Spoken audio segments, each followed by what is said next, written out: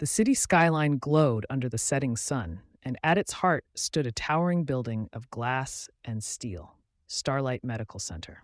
It wasn't just another hospital, it was the crown jewel of healthcare in the nation, a place built to stand as a beacon of hope for the poor and the privileged alike. Its founder, Victor Hale, a billionaire philanthropist, had poured not just money, but heart into its creation. Before we dive in the complete, hit the subscribe button and comment where from you watching. To the outside world, Victor was a man who had everything: wealth, respect, and power. He had risen from nothing, the son of a mechanic and a seamstress, to becoming one of the wealthiest men alive. For him, this hospital was not just a business. It was the fulfillment of a promise he had made to his dying mother, who had once been denied proper medical care because they couldn't afford it. And yet, in the quiet of his penthouse office, overlooking the city, doubt gnawed at him. Victor leaned back in his chair, a glass of untouched water in his hand. His assistant had left hours ago. The boardroom had gone silent, but his mind was restless. Are they really treating people with compassion? Or has this hospital already become like the ones I swore to replace? The whispers haunted him, letters from patients who claimed they had been ignored, rumors of doctors pressuring the poor into unnecessary tests, a report about a receptionist turning away a man who didn't have insurance. Victor had always believed people rose to the standards set for them, but now he wondered, were they showing kindness only when cameras were rolling, when he was there to watch? What happened when no one was looking? He stood and walked to the tall window. The city stretched endlessly, and there, in the middle, the hospital's glowing sign shone brightly against the night. His mother's words echoed in his memory. Victor, medicine is not just about curing bodies, it is about touching souls. He clenched his jaw. If his hospital had lost that spirit, then all his billions meant nothing. But how could he know the truth? Reports could be falsified. Employees could fake smiles when he walked the halls. He needed to see what really happened, to experience it the way the weakest, poorest patient would. And that was when the dangerous idea took root. What if he became one of them? Not Victor Hale, the billionaire. Not the owner. Just an old, frail man seeking help in a place that was supposed to heal all. The thought sent a shiver down his spine. It was risky. What if they didn't treat him? What if his disguise fooled them too well and his health was truly put at risk? But Victor knew the only way to discover the soul of his hospital was to enter it not as its master, but as its most vulnerable. And so the plan began. That night, he picked up his phone and called a trusted friend outside the hospital staff. "I need your help," he said in a low voice, "but no one inside Starlight can know." The next morning, while the hospital bustled with life, its true owner was preparing for a journey into its darkest corners, as a patient who didn't exist. The next morning, Victor Hale woke earlier than usual. For a man accustomed to crisp tailored suits and polished shoes, today felt different, almost like he was about to walk into a battlefield. Spread across his mahogany desk were items no billionaire would ever be seen with: a tattered jacket bought from a second-hand stall, a pair of worn-out slippers, a gray beanie, frayed at the edges. Next to them sat an old walking cane and a box of theatrical makeup. His trusted friend, Daniel, a retired stage actor, had arrived at dawn to help him prepare. Daniel raised an eyebrow at the items. "You're really going through with this, Victor?" Victor nodded, his eyes steady. "If I want to see the truth, I have to look powerless. Wealth blinds people around me. Today, I need to disappear." Daniel sighed, but there was respect in his voice. "Then let's make you invisible." For the next 2 hours, Victor underwent a transformation unlike any business deal or charity gala he had ever prepared for. Daniel began with the makeup, gently dabbing shadows under Victor's eyes, making his cheeks appear sunken and his skin pale. Wrinkles were drawn deeper into his forehead, his jawline softened with a hint of sagging flesh. The commanding figure he was known to be. The sharp, confident billionaire faded. In his place appeared a tired, fragile man who looked as though life had worn him down. Next came the clothing. The crisp battalion suit was replaced with the threadbare jacket, the polished leather shoes with rubber slippers so worn they bent with every step. He traded his gold cufflinks for a faded hospital card Daniel had picked up from a trash bin outside another clinic. Finally, the cane. Victor gripped it and took a few shaky steps across the room. He practiced a slow, uneven walk, each step heavy, as though his body carried invisible weights. His reflection was unrecognizable. "Perfect," Daniel whispered. "Even I wouldn't believe you were Victor Hale." Victor studied himself in the mirror one last time. The disguise was convincing, but what struck him hardest was the feeling it evoked inside him. For the first time in years, he didn't see authority staring back. He saw weakness, vulnerability, dependence. And it scared him. "Do you realize what this means?" Daniel asked quietly. "You'll see them as they really are. No red carpets. No rehearsed smiles. Just truth. And truth isn't always pretty." Victor exhaled slowly. "That's exactly what I need." They rehearsed his story. He would be a widower named Henry, a poor, sickly man with no insurance and little money. His illness? Persistent chest pain and weakness, serious enough to warrant urgent attention, but common enough not to raise suspicion. By noon, Victor was ready. He slipped the beanie over his head, hunched his shoulders, and gripped the cane tightly. Daniel drove him to the hospital but stopped 2 blocks away, avoiding recognition from the security cameras. As Victor shuffled down the busy street toward the gleaming glass doors of his own hospital, he felt the stares of strangers, some indifferent, some pitying, a few disgusted. For the first time in decades, he was invisible. Just another struggling man. When he reached the hospital gates, he paused.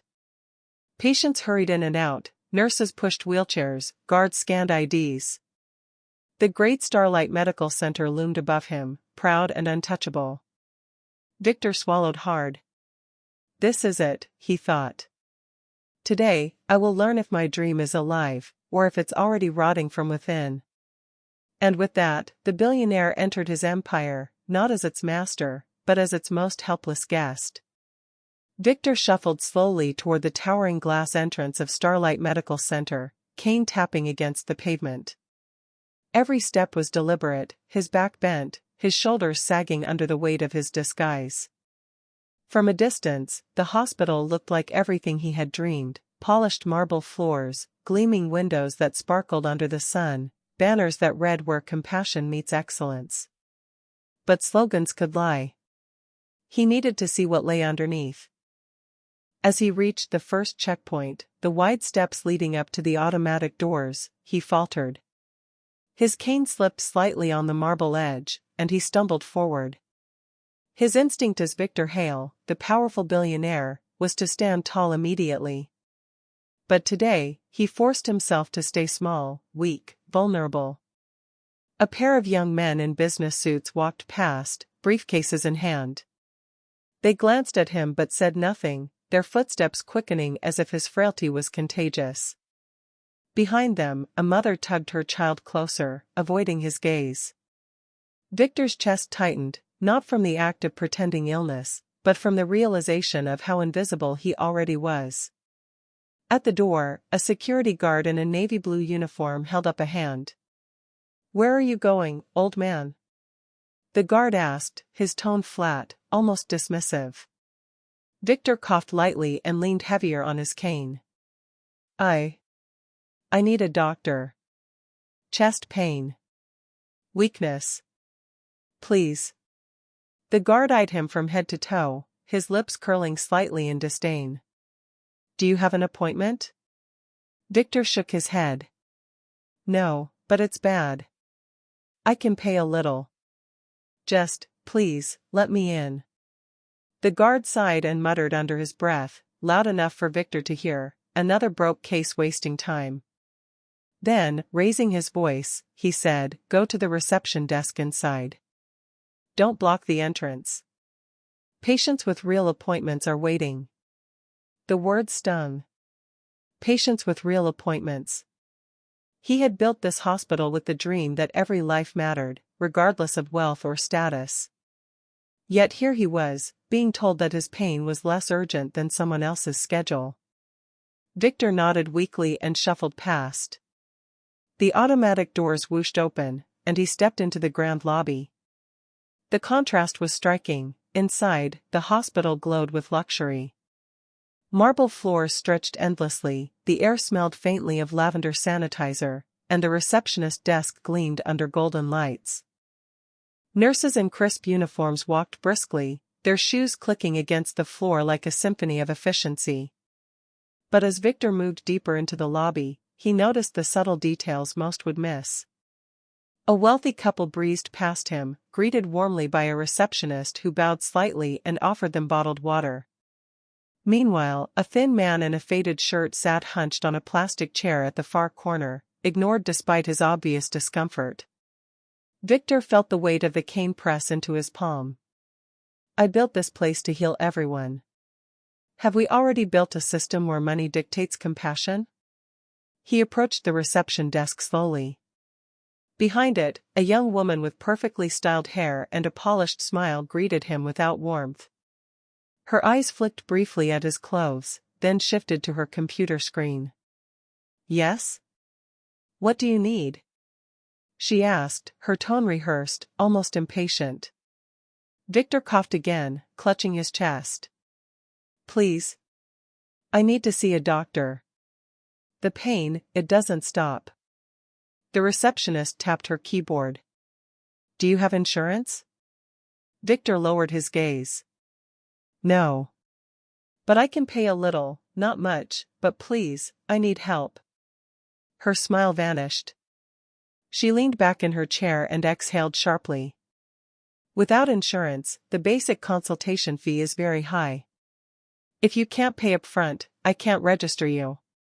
Victor's lips trembled. Please. At least check me. I feel like I might. He cut himself off with a forced cough.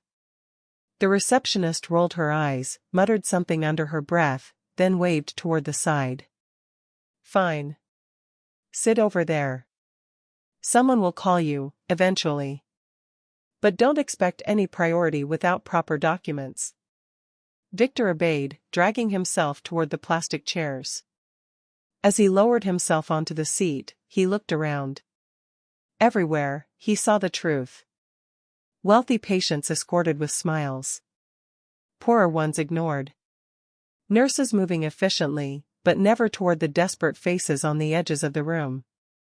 Victor's disguise had already revealed more in 30 minutes than years of polished reports ever had. And for the first time, the billionaire began to fear, what if my hospital, my dream, is nothing more than a palace built for the rich? Victor sank into the hard plastic chair, his cane resting across his knees.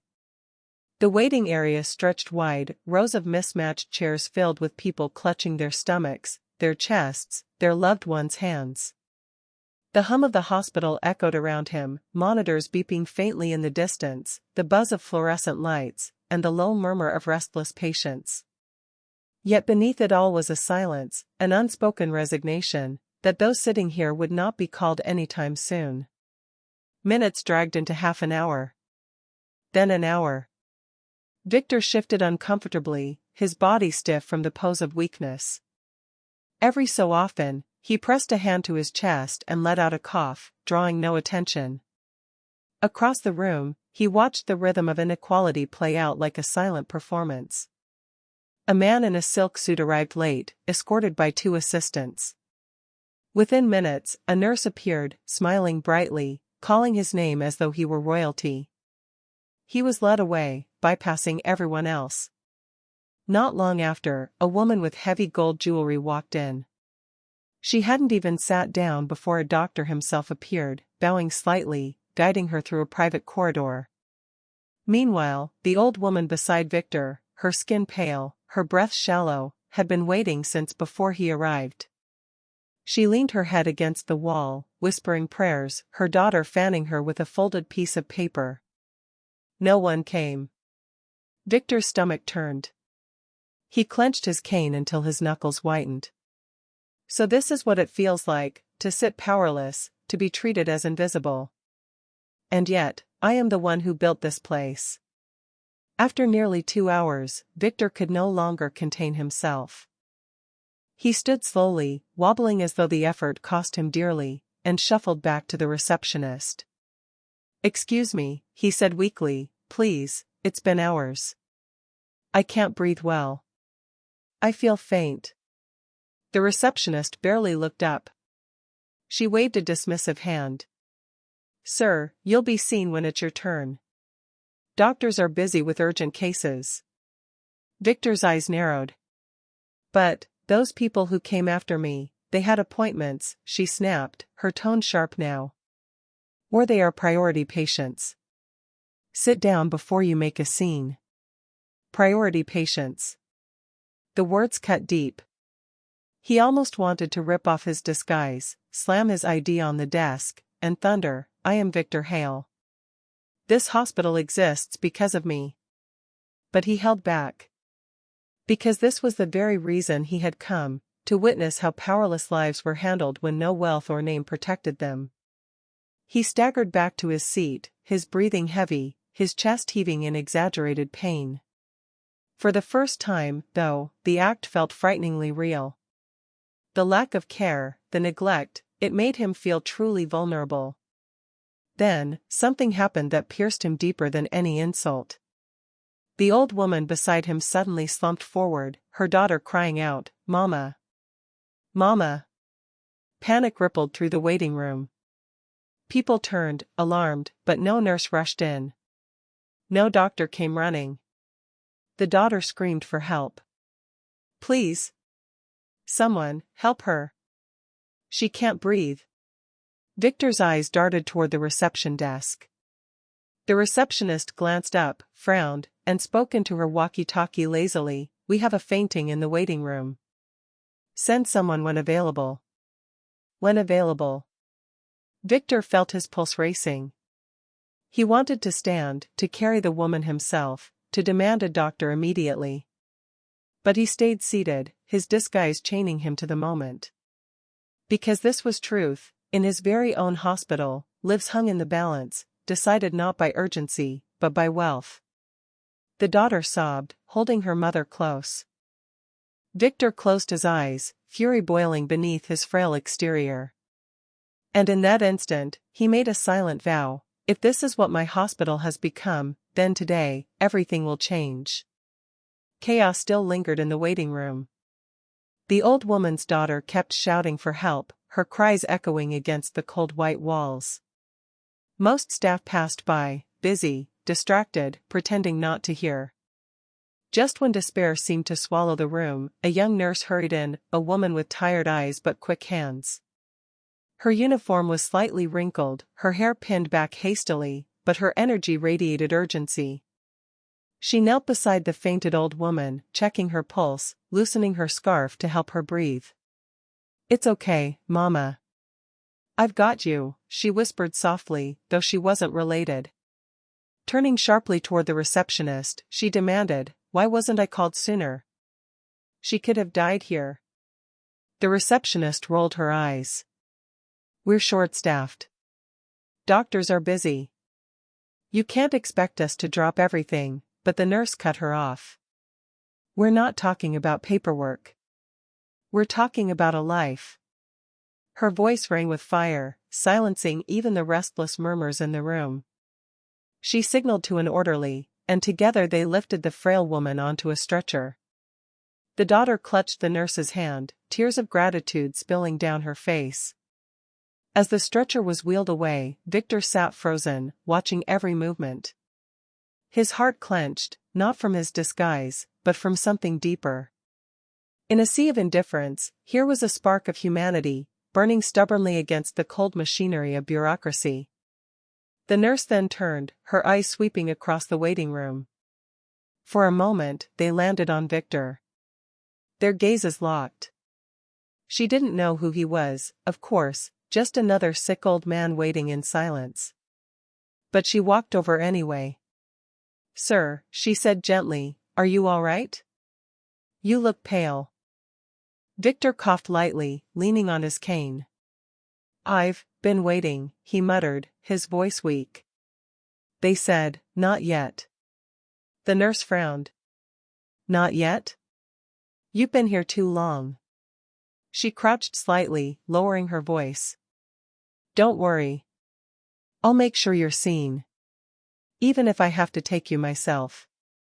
Those words struck Victor harder than any boardroom speech he'd ever heard. Even if I have to take you myself. Here she was, exhausted, underpaid, probably overworked, yet still carrying compassion that the system around her had buried. Victor's throat tightened. He wanted to say something, thank her, praise her, tell her that her kindness would not be forgotten. But he bit his tongue. His test wasn't over. Instead, he whispered, thank you. She smiled faintly, then hurried back to work, her presence a lone beacon in the storm. As Victor sat back down, his heart heavy yet strangely hopeful, one truth crystallized inside him: institutions may lose their soul, but individuals can still carry it forward. And if this hospital was to survive, not just in brick and glass, but in spirit, it would be because of people like her. Victor thought he had seen enough: coldness at the desk, a nurse's rare compassion, patients left to suffer. But what he saw next would cut deeper than any delay or dismissive word. Later that afternoon, while still sitting in his corner, he noticed a commotion near the entrance. A sleek black car pulled up, and out stepped a man in a tailored suit. His shoes gleamed, his watch sparkled, and a faint trail of expensive cologne seemed to follow him. A family rushed behind him, his wife, clutching designer bags, and a young boy pale and weak, barely able to walk. The man didn't bother with the line, didn't even glance at the others waiting. He strode straight to the reception counter. Private room. Now, he demanded. His voice was sharp, authoritative, the tone of someone used to having doors open before he knocked. The receptionist's demeanor shifted instantly. The same woman who had barked at the poor villagers now stood up straighter, her voice dripping with sweetness. Of course, sir. Right this way. I'll call the attending physician immediately. Within seconds, the boy was escorted past the waiting room, doctors rushing to meet him, nurses clearing corridors as if royalty had arrived. Victor's eyes narrowed. He didn't begrudge the child care, no innocent deserved to suffer. But what twisted in his chest was this undeniable truth: it wasn't compassion that moved the staff, it was wealth.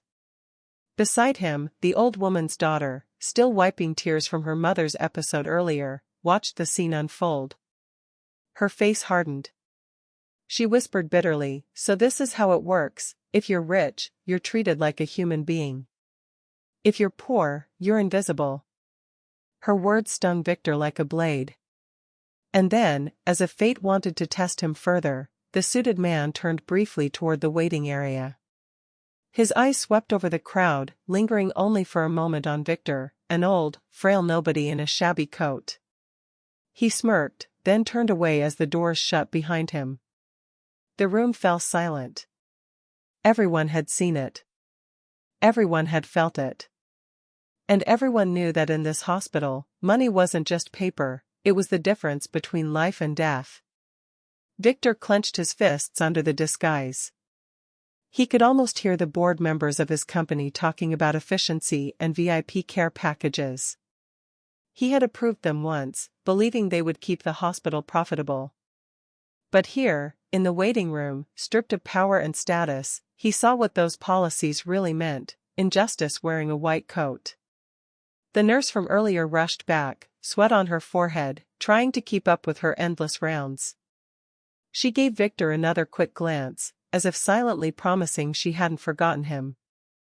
Victor leaned on his cane and whispered to himself, "This is not why I built this place, this is not what I dreamed." But the worst was yet to come. Behind those private doors, decisions were being made, decisions not of medicine, but of money. And soon, Victor would witness a conversation that revealed just how far his hospital had drifted from its mission. That evening, the waiting room grew quieter as many patients were either discharged or gave up and went home. Victor, however, remained, leaning on his cane, his mind spinning with all he had witnessed. But fate wasn't done teaching him. As he made his way slowly toward the restroom, he passed a half-open office door. Inside, two men were speaking, low voices, but sharp enough to catch his attention. Curiosity got the better of him. He paused, his body pressed against the wall, straining to hear. "We can't keep wasting resources on these charity cases," one of the voices said firmly. It was a doctor's tone, calm but laced with arrogance.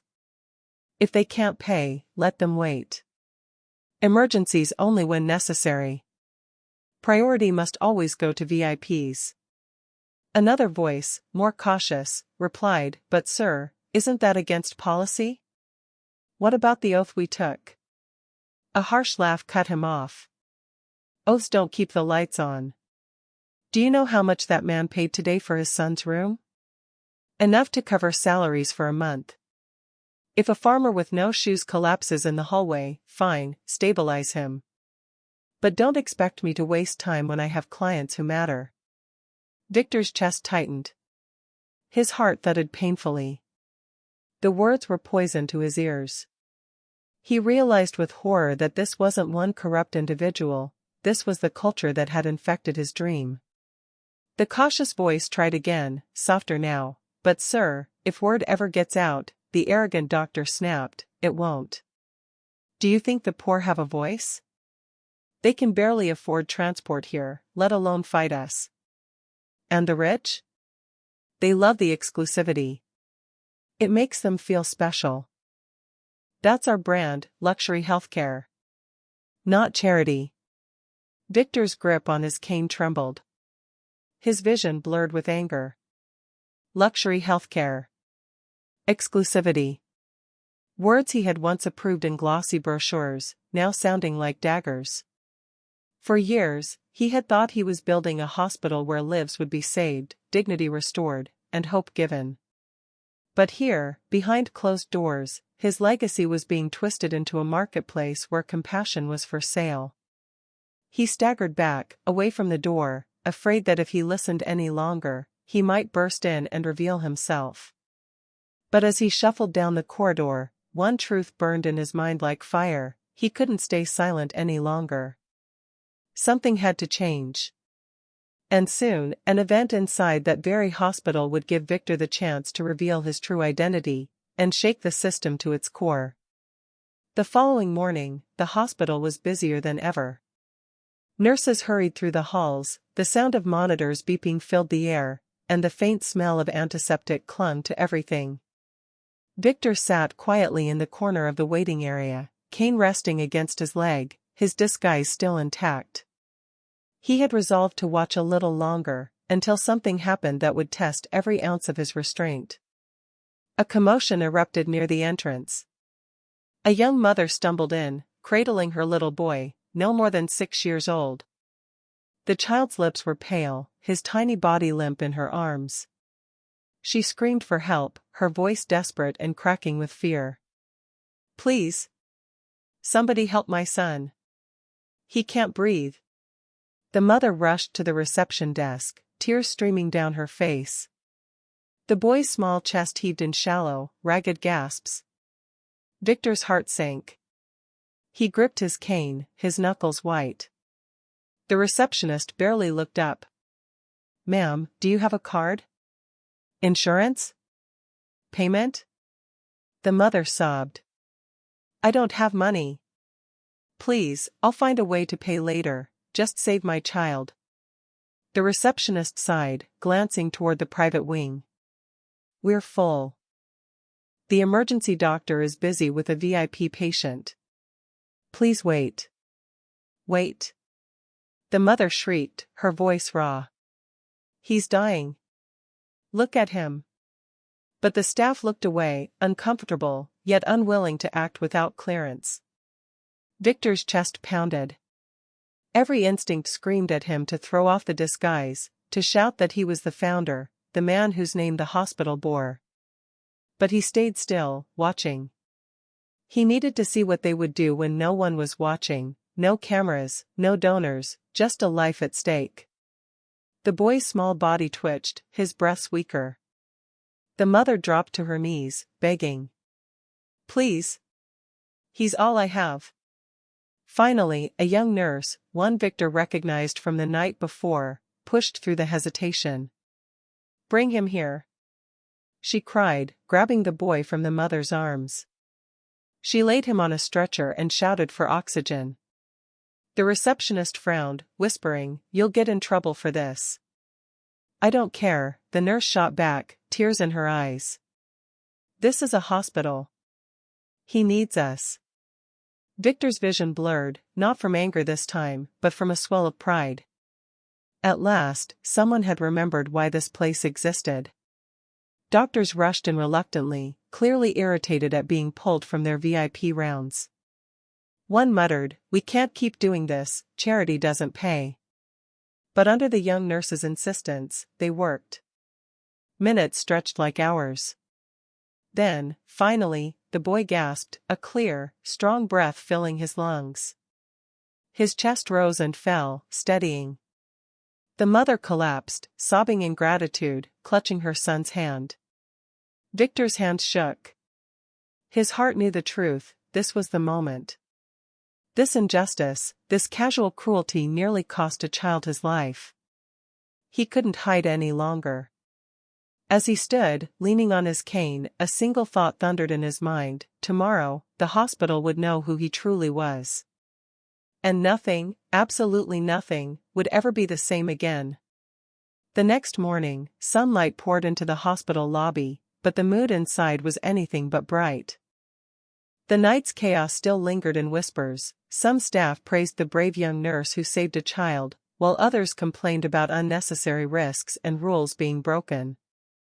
Victor entered, still in his shabby clothes, but today there was something different in his walk. His cane tapped firmly against the floor, his head held higher, his eyes steady. He had seen enough. The receptionist looked up at him with her usual cold expression. "Oh, it's you again. What do you want today?" But before Victor could answer, the heavy glass doors opened.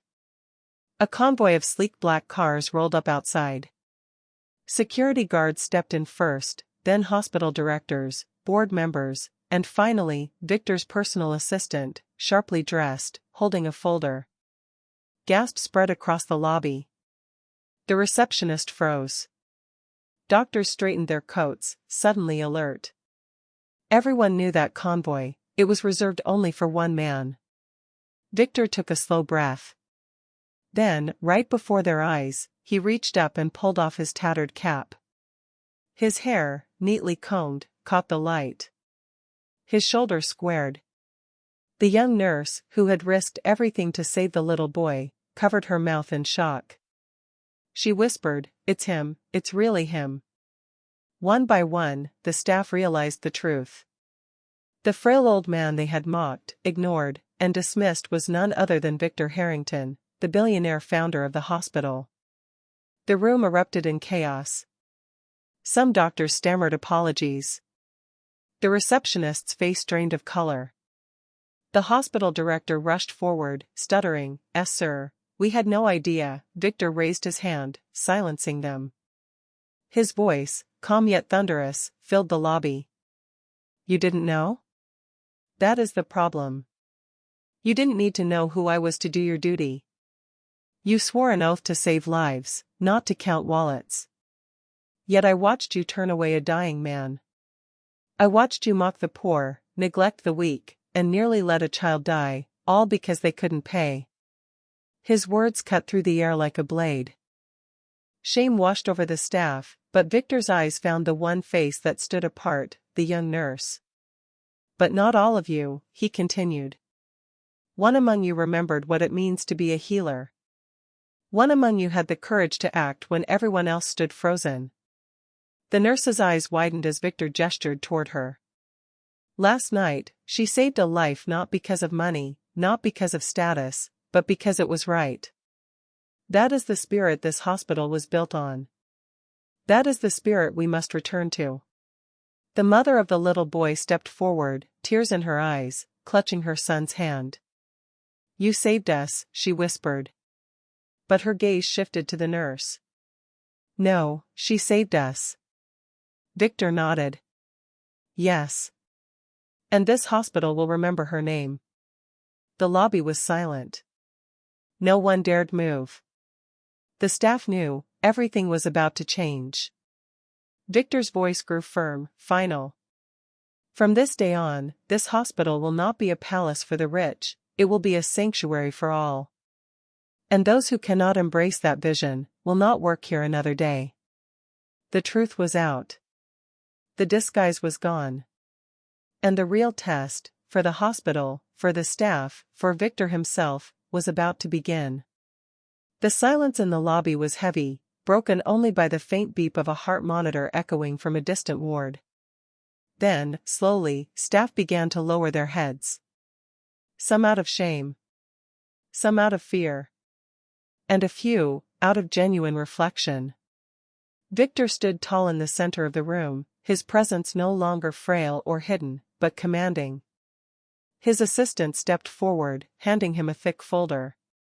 Inside were reports he had secretly gathered over months, complaints ignored, patients turned away, lives lost because of greed. He opened it and laid it flat on the counter for everyone to see. "This," he said, his voice steady, "is the evidence of what we have become. A hospital built on greed instead of compassion. This ends today." The director fumbled with his words. "Sir, please, give us another chance." Victor's eyes were ice. "I gave you all many chances. Last night was the final test. And you failed." His gaze shifted to the nurse, the one who had risked everything. "But not all of you." The young nurse stepped forward nervously, her hands trembling. She had never imagined standing before the man who built the hospital, much less being recognized by him. Victor smiled faintly. "What is your name?" "Clara," she whispered. "Clara," Victor said, his voice firm enough for the entire staff to hear, "from this moment on, you are no longer just a nurse. You will lead the new patient care committee. Every policy, every decision about how patients are treated, will pass through you. Because you remember what this place is truly for." Gasps spread across the lobby. Some staff looked outraged. Others nodded with quiet approval. Victor's voice carried on, echoing with conviction. "This hospital will change. The poor will no longer be turned away. Emergency care will be given to all, no matter the size of their wallet. And every staff member here will be retrained, not in medicine, but in humanity. If you cannot accept that, leave now." The receptionist who had mocked him stepped back, her face pale. She grabbed her bag and stormed out, slamming the door. A few others followed, too proud or too afraid to face the change. But many stayed. Nurses wiped their eyes. Some doctors nodded slowly, as if awakening from a long sleep. Victor looked around the room one last time. "I built these walls to save lives.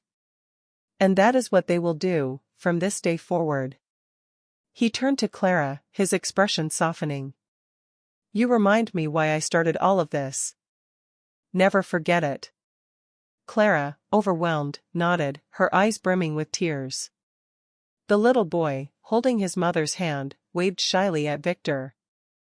"Thank you, Mr." Victor bent down, his billionaire persona melting for just a moment. He smiled at the boy.